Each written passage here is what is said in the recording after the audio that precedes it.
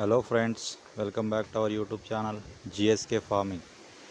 ఈరోజు వీడియో ఏంటంటే, ఇప్పుడు మీరు వీడియోలో చూస్తున్నట్టయితే ఇది ఈగల మందు అంటారు దీన్ని.